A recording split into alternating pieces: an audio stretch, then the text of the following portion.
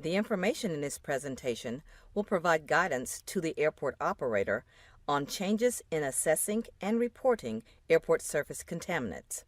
The FAA collaborated with industry and developed a standardized means by which surface contaminants will be identified and reported throughout the national airspace system. The presence of contaminants such as water, snow, slush, and ice on airport paved surfaces can cause hazardous conditions that may affect aircraft performance. These hazardous conditions may contribute to airport accidents and incidents. The airport operator can minimize these undesirable effects by closely monitoring, assessing, mitigating, and reporting existing conditions at the airport. The information in this presentation will focus on the enhancements related to the assessment and reporting functions. Following the overrun of a Boeing 737 in December of 2005, the FAA chartered the Takeoff and Landing Performance Assessment Aviation Rulemaking Committee, also known as TALPA ARC. The committee was tasked with addressing requirements for both aircraft and airport operators. Many groups within the aviation industry participated in the TALPA ARC, including regulatory authorities, airplane operators for Parts 91K, 125, 135, airplane operators for Part 121, airplane manufacturers, airports,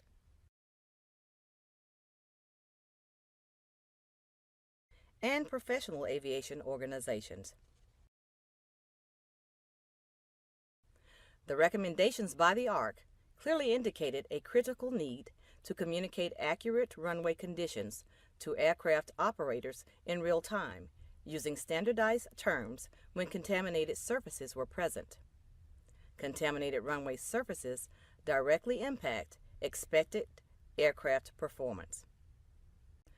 To implement these recommendations for both airport and aircraft operators, the TALPA ARC work groups collaborated on the development of a decision tool to standardize how assessments are made and reported. This new tool is the Runway Condition Assessment Matrix, or RCAM.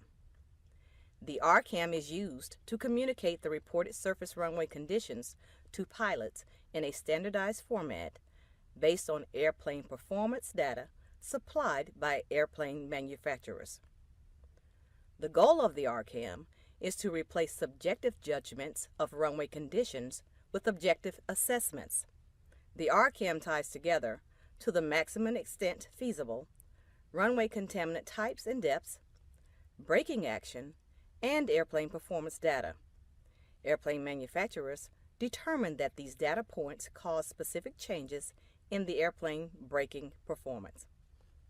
Following the development of the RCAM, the FAA conducted 2 rounds of validation to ensure the integrity of the RCAM data. The first round of validation occurred during the 2009-2010 winter season under guidance from the FAA's Office of Airports and the Office of Aviation Safety. This first validation provided some valuable information on the basic structure of the RCAM. The second validation period occurred during the 2010-2011 winter season. Most of the airports involved in the first validation, as well as Alaska and Pinnacle Airlines, were involved in the second validation. In addition, 20 more airports participated. The outcomes of these validation periods are the current RCAM and the associated instructional language and worksheet found in Advisory Circular 150-5230D, Airport Field Condition Assessments and Winter Operations Safety. The Notice to Airmen, or NOTAM, system is key to TALPA implementation. The system will do the majority of the work for the user.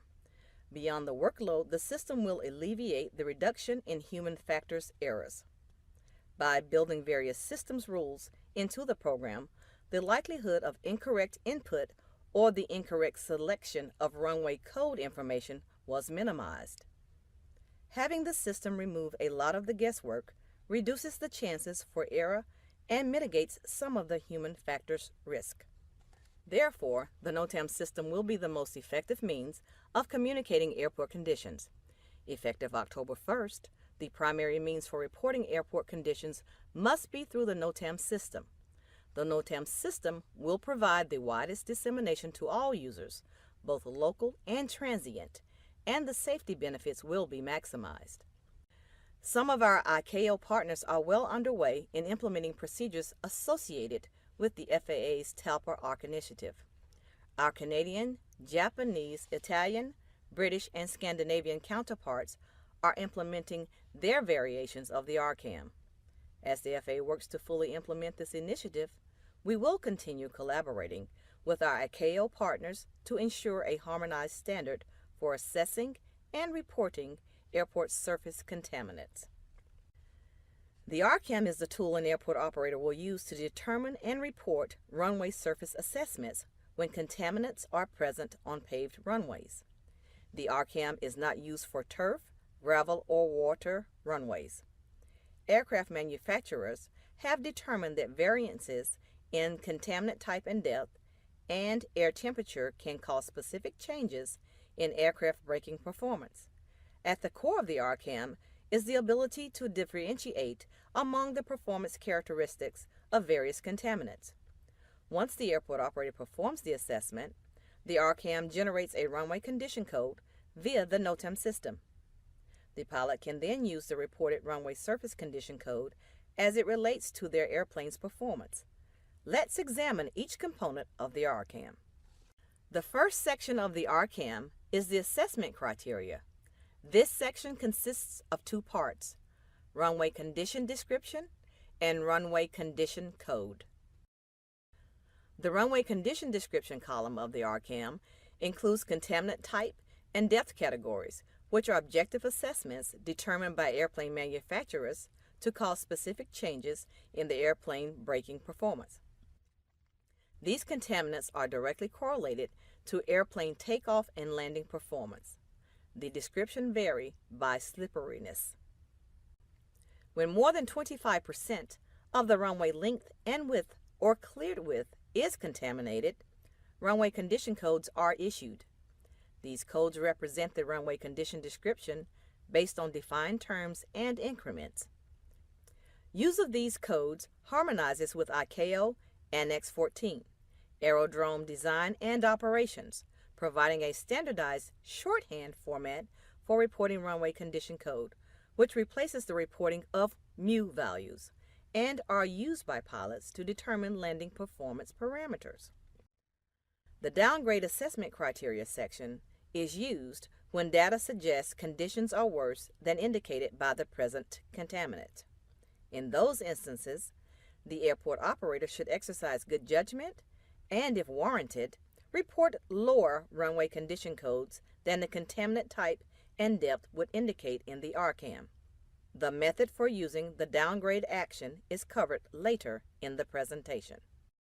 The correlation of the mu values with runway conditions and condition codes in the RCAM are only approximate ranges for a generic friction measuring device and are intended to be used only to upgrade or downgrade a runway condition code. Airport operators should use their best judgment when using friction measuring devices for downgrade assessments, including their experience with the specific measuring devices used. The vehicle deceleration or directional control observation column is used to report estimated vehicle braking experience on a given contaminant.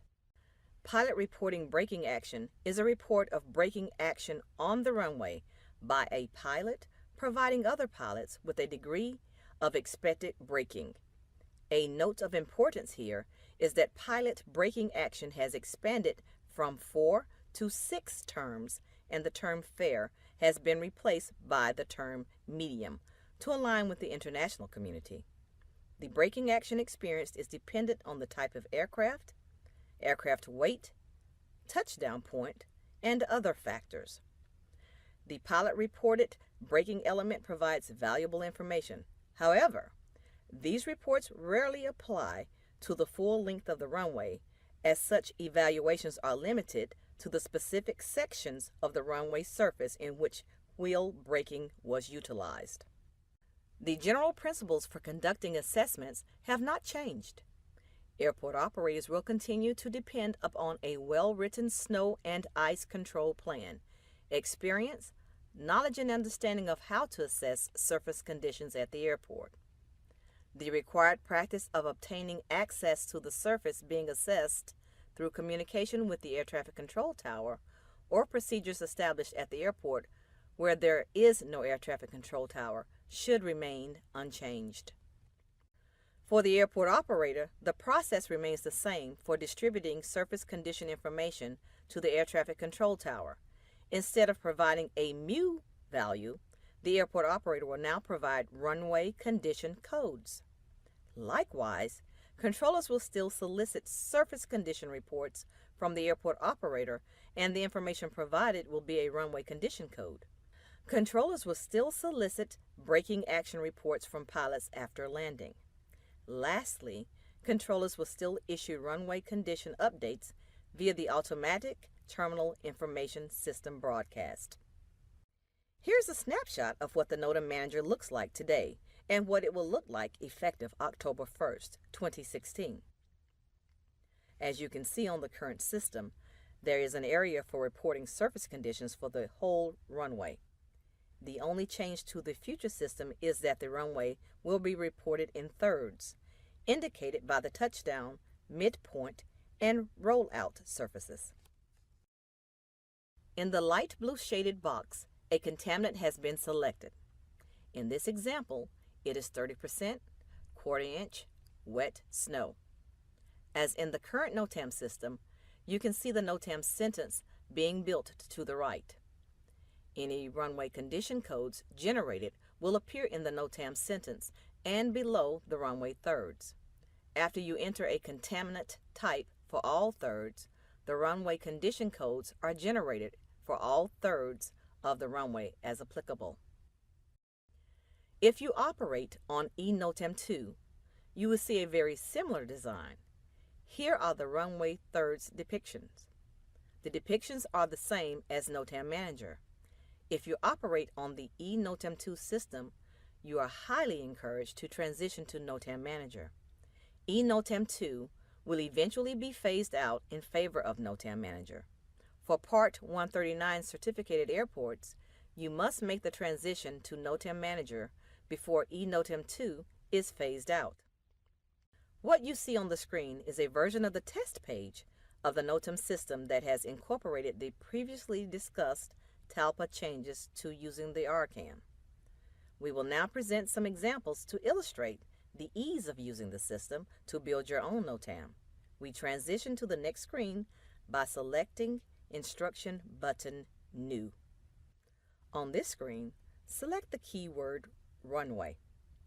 A change to note here is, under the current system, you are able to select runway designations runway 0725. Effective October 1st, you will select the runway in you are assessing from, which typically is the one in use by the Air Traffic Control Tower for aircraft operations. One benefit of this revised assessment method is when the Air Traffic Control Tower switches runway in use and now traffic is operating from the opposite end, that does not mean you have to update your condition report just because the runway ends have changed. You have already identified the end from which the initial assessment was performed.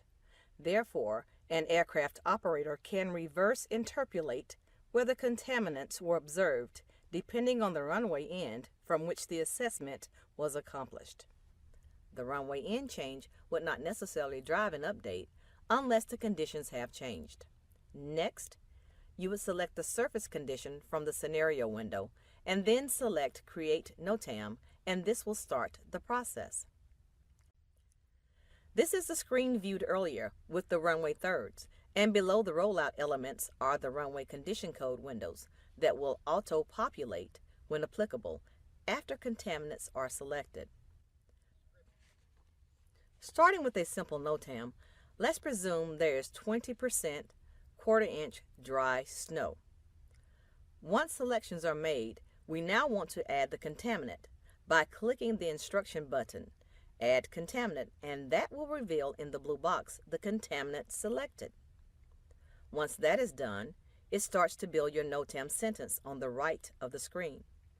At this point, if other thirds of the runway are similarly covered, you can duplicate the entry for the remaining runway thirds or use a built-in shortcut to expedite the process. That step involves selecting the instruction button, Copy to Midpoint. So, in this example, we are copying to midpoint, and now the original selection is populated for the midpoint. And next, we will do the same with the instruction button and copy to rollout, and the contaminant information now appears in the rollout third of the runway in the blue box, like the other thirds. In this example, we get a pop-up window that informs the user that since there is not more than 25% coverage, no runway condition codes will be generated. Therefore, in this example, all thirds had 20% coverage, and when this is added up, it does not illustrate more than 25% of overall runway coverage, quarter-inch dry snow.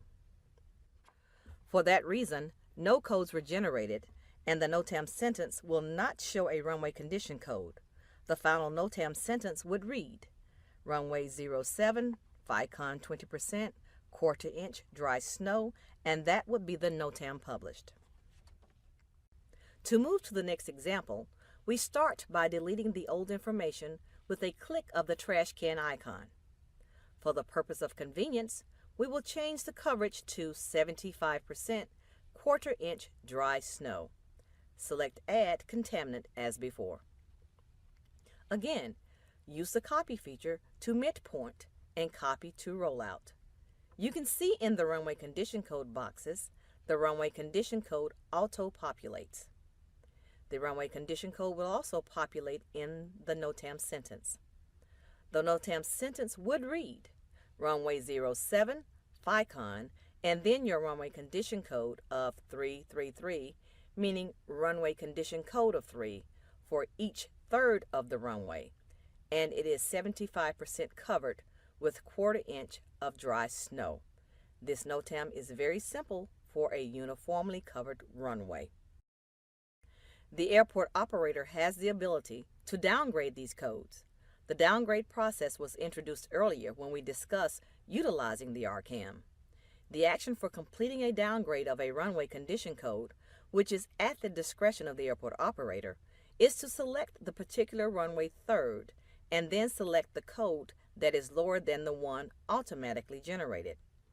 The NOTAM system will allow the downgrade action to occur. After this selection is made, a pop-up window will ask you to confirm the option.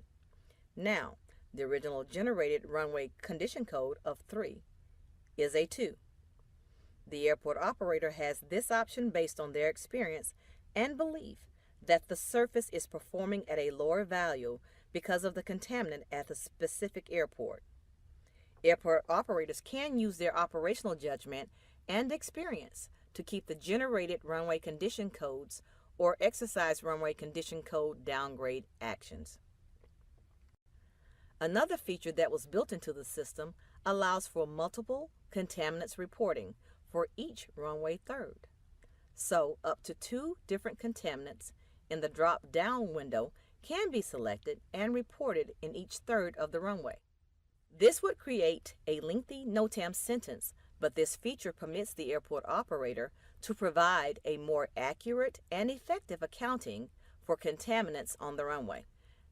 On the list, there are contaminants that are single contaminants, and there are some, like dry snow over compacted snow, that are considered layered contaminants. The user could select a single, layered, 2 singles, 2 layered, or other combination up to 2 separate contaminants for each runway third, and the NOTAM system will generate a runway condition code accordingly. Let's review an example that shows what is required in order to upgrade a runway condition code. Contaminants that would bring surfaces to a runway condition code of 0 or 1 are going to be ice. Here we are selecting ice, and ice does not have a depth associated with it, much like compacted snow. So it does not matter if you have an inch of ice or 30 inches of ice. The aircraft to contaminant interaction will be the same, and that's why there is no need to indicate a depth. Here, we selected 75% ice. Again, we took the shortcut and copied ice to the midpoint and rollout thirds for an ice-covered runway. This example calls the system to generate runway condition code of 1 for each runway third. In the NOTAM sentence, you will see runway condition of 1, following the word FICON. A 0 or 1 are the only runway condition codes where the airport operator can contemplate a runway condition code upgrade. Multiple pieces of information are necessary to conduct an upgrade. These are a mu value of 40 or higher, and the airport operator's assurance that you agree with what's being seen and experienced. So with that, we upgrade to a runway condition code of 3. With that selection, you will get an alert window. That window will tell you that in order to upgrade, you need to enter your mu value, which must be higher or equal to 40. In this case, we know we have ice, but mitigating actions, such as sand disbursement or chemical treatment of the ice, have been taken. So now the pavement performance values are improved significantly. So after obtaining values that are 40 or higher on all runway thirds, then a specific third can be upgraded. After entering the mu value, the next step is to check the box which says the airport operator is using their judgment, vehicle braking, friction equipment, or any other necessary observation available, like a pilot report that came earlier during your assessment. This all points toward improved conditions, and the mu value also provides justification. While all these actions align, the system will permit you to upgrade the runway condition code. For code 0 and 1, the only two codes that can be upgraded, the highest code you can upgrade to is a runway condition code of 3. So, if you have a runway condition code of 1, you can upgrade to a 2 or 3, based on actions we identified earlier. For a runway condition code of 0, you can upgrade to a 1, 2, or 3. Again, this goes back to judgment, MUs 40 or higher, and a general agreement with all the other assessments that were conducted. These are very specific rules for these two specific examples covering runway condition code upgrades, and the details of their application can be found in the advisory circular. Otherwise, there are no other upgrades allowed. Let's look at a contaminant that will generate a runway condition code of 0. Wet ice would be such a contaminant. Here we select wet ice for all thirds using the selection process covered earlier. With this contaminant, the system will generate a runway condition code of 0. A runway condition code of 0 is not reported in the NOTAM system. A runway condition code of 0 is equivalent to Nil Braking, much like today, and the same will apply to the future. If you have a Nil Braking report, you are required to close the runway and keep it closed or mitigate the contaminant that is causing the Nil Braking. If attempts are made to submit a NOTAM with a 0 runway condition code instead of closing the runway, the system will evaluate the submission and provide a pop-up window that states, "The NOTAM cannot be issued with a runway condition code of 0. The runway should remain closed until the unsafe condition no longer exists, unless upgrade requirements are met. These are the only two options: upgrade in accordance with requirements or close the runway and perform mitigating actions until the Nil condition no longer exists." With respect to other portions of the NOTAM system, nothing was changed in these areas. Components related to treatment, remainder, and snowbanks are there and remain unchanged. One new feature in this component area is 2 boxes to help with data collection to assess how well the RCAM is performing compared to recorded pilot reports. This is not mandatory for the airport operator to complete, but if this information is available, it would be helpful to enter the data to aid in determining the degree that the RCAM information coincides with pilot-reported braking action. The field will let the airport operator enter a recent pilot-reported braking action that may be more recent than the last assessment conducted. Information is entered via the drop-down menu for a given pilot report braking action, using one of the 6 elements, and then select the second box to record information on the type aircraft the information was received from. For example, a Boeing 737. Data collected will be used to continue to reevaluate the effectiveness of the RCAM. Here are some examples of the NOTAMs we just completed using the NOTAM system.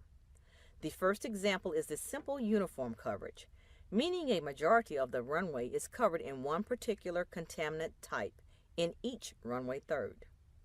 We identified the codes as 555 for each third.